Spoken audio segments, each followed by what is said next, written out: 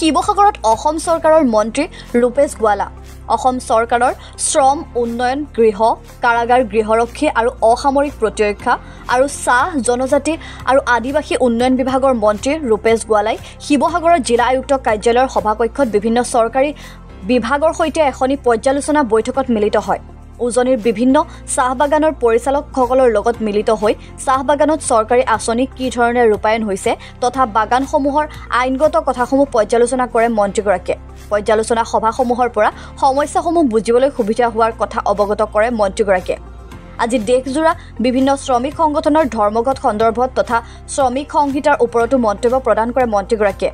এতিয়াও আইন প্ৰযোজ্য হোৱা নাই। এই আইনখনক আদৰণি সময় আছে, কিবা অসুবিধা থাকিলে শুধৰাব পৰা সুবিধা থাকিব বুলি উল্লেখ কৰে মন্ত্ৰীগৰাকীয়ে। শিৱসাগৰৰ পৰা ৰাতু কুমাৰ দাসৰ ৰিপৰ্ট, লেংডন বাতৰি। বাদ দি পেলাই কাম কৰিব নোৱাৰো, এই ক্ষেত্ৰতো অতি গুৰুত্ব সহকাৰে লোৱা প্ৰয়োজন আছে। আৰু মই ভাবো কৰবাত নহয় কৰবাত আমি কোৱালিটিত যাব লাগিব। আমি যেতিয়ালৈকে কোৱালিটিত যাব নোৱাৰো তেতিয়ালৈকে ইণ্ডাষ্ট্ৰি ছাষ্টেইন কৰাটো অকণমান কঠিন হ'ব। আৰু যোৱা বছৰৰ পৰা ক্ষুদ্ৰ চাহ খেতিয়কসকলে তুলনামূলকভাৱে অকণমান ভাল দাম পাইছে, কিন্তু আৰু ভাল হ'ব লাগিব বুলি ভাবো।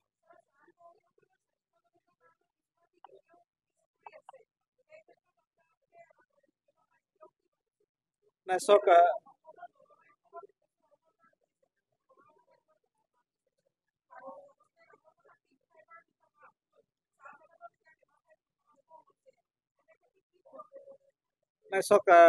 চাহ বাগিচাৰ স্বাস্থ্যৰ ক্ষেত্ৰত চৰকাৰে যথেষ্ট বিষয়টো গুৰুত্ব সহকাৰে লৈছে। এইবাৰ 100 গৰাকী মানে চিকিৎসক MBBS ডক্তৰ চৰকাৰে যিবিলাক বাগিচাই বিচাৰিছে তেওঁলোকক দিছে ইতিমধ্যে। এই যোৱা মাহৰ ভিতৰতে যোগদান কৰিছে। আৰু প্ৰায় 354খন হস্পিটেলত আয়ুষ্মান আৰোগ্য মন্দিৰ নামেৰে এটা আঁচনি লৈ পেলাই স্বাস্থ্যসেৱা আগবঢ়োৱাৰ কাৰণে চৰকাৰে যত্ন কৰিছে। আৰু প্ৰতিটো আয়ুষ্মান আৰোগ্য মন্দিৰত একোগৰাকীকৈ CHO দিছে, কমিউনিটি হেল্থ অফিচাৰ। তো মই ভাবোঁ যে চৰকাৰে নিজৰ তৰফৰ পৰা কৰিবলগীয়াখিনি কৰি যাবলৈ চেষ্টা কৰি আছে। কিন্তু মই ভাবোঁ যে যিহেতু এইটো এটা উদ্যোগ, আৰু উদ্যোগ এখনত মালিকজনেহে শ্ৰমিকজনৰ স্বাস্থ্যৰ দিশটো সুনিশ্চিত কৰাটো তেওঁৰ দায়িত্ব।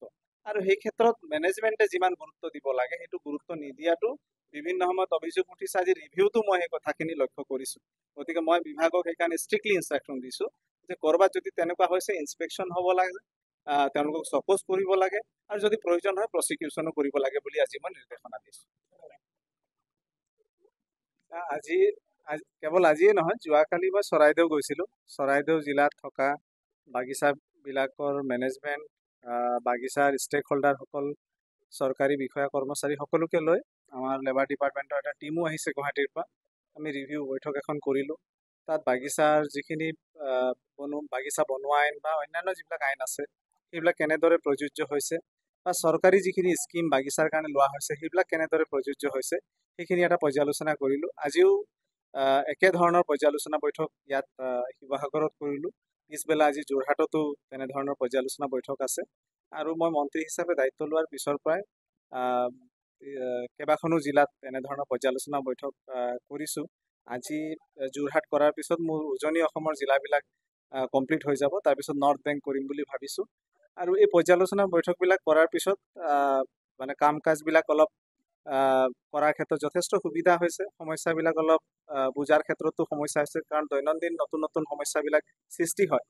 আৰু সেই সমস্যাবিলাক কেনেদৰে এড্ৰেছ কৰিব পৰা যায় তাক আমি মানে ব্যৱস্থা ল'ব পাৰোঁ। এতিয়া এটা কথা আমাৰ পোহৰলৈ আহিছে যে এতিয়াও বাগিচাত ভালেসংখ্যক লোকৰ আধাৰ পোৱা নাই। তো সেইখিনিও আমি কেনেদৰে কৰাব পাৰোঁ, এটা প্লান বনাই পেলাই কেম্প পাতি পেলাই যাতে আধাৰ বাগিচাত কৰাব পৰা যায় তাৰ কাৰণে ব্যৱস্থা ইতিমধ্যে কৰা হৈছে। আৰু ক্ষীপ্ৰতাৰে কৰিবলৈ মই আজি প্ৰশাসনক পৰামৰ্শ আগবঢ়াইছোঁ।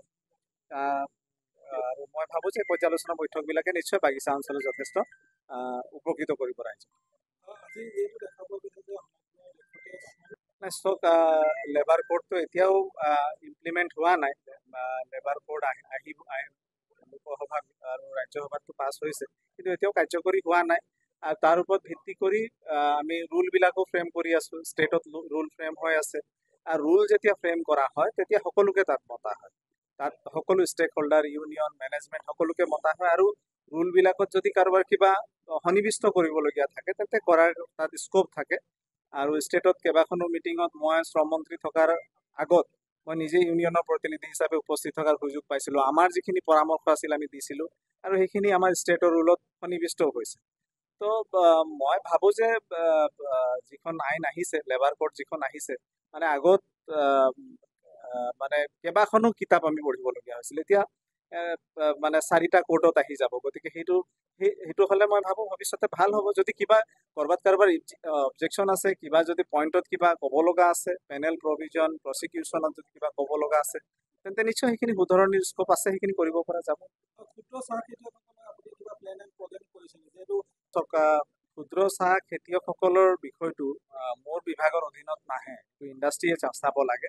কিন্তু ক্ষুদ্ৰ চাহ খেতিয়কসকলৰ কাৰণে মোৰ সম্পূৰ্ণ আন্তৰিকতা আছে আৰু বিষয়টো মই যেতিয়া বিধায়ক হৈ আছিলোঁ, মই বিধানসভাৰ মজিয়াতো আনিছোঁ। আপোনালোকে যদি ৰেকৰ্ডবিলাক চাই গম পাব। অসমত প্ৰায় 1,25,000 ক্ষুদ্ৰ চাহ বাগিচা আছে আৰু এই ক্ষুদ্ৰ চাহ বাগিচাবিলাকৰ যোগেদি বহু নিবনুৱা যুৱকে বা লোকে নিজৰ সংস্থাপনৰ বাট বিচাৰি পাইছে। তেওঁলোকে বহু লোকক সংস্থাপনৰ সুবিধাও দিছে। গতিকে এই ক্ষেত্ৰটো কেতিয়াও আমি ইগন'ৰ কৰিব নোৱাৰোঁ। যিমান চাহ অৰ্গেনাইজ ছেক্টৰে উৎপাদন কৰে, সম পৰিমাণৰ চাহ ক্ষুদ্ৰ চাহ বাগিচাবিলাকে উৎপাদন কৰে। গতিকে এই